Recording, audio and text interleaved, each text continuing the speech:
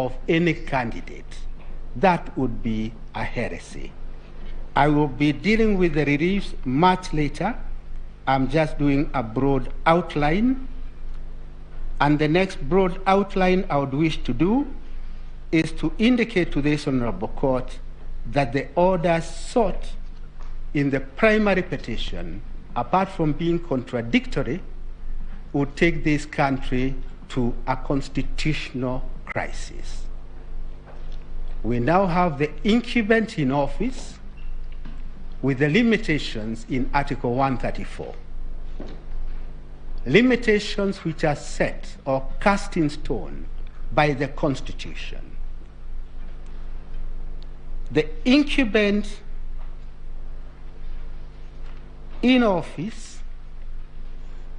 cannot even appoint anybody to take over from any of the public officers being vilified before you.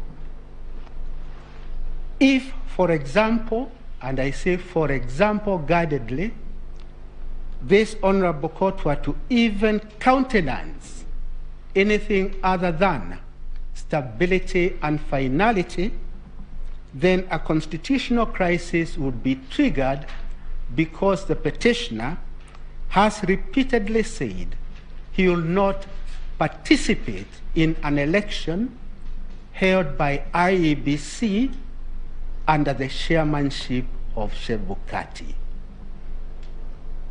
We have adduced that evidence in the replying affidavit sworn by the first respondent. That replying affidavit is before you.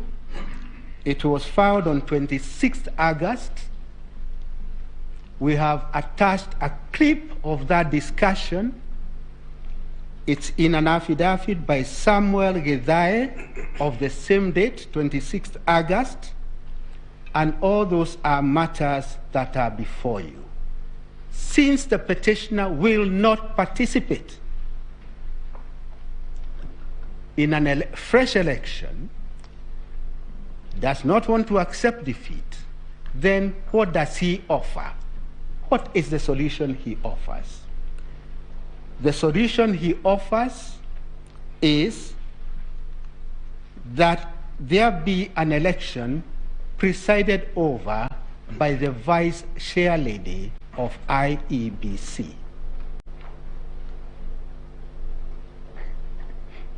And only one needs to state that to see the crisis that this country will be engaged in.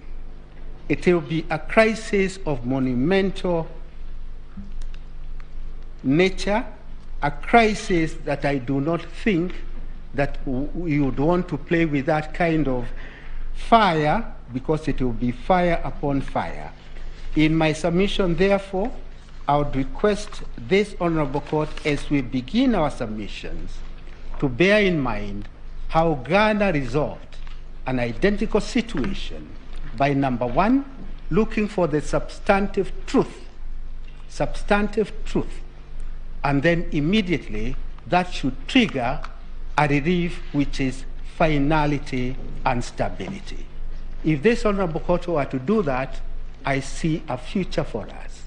Any other solution, the crisis offered by the petitioner cannot be a crisis that this court can countenance, because your fidelity is not to anybody other than the Constitution.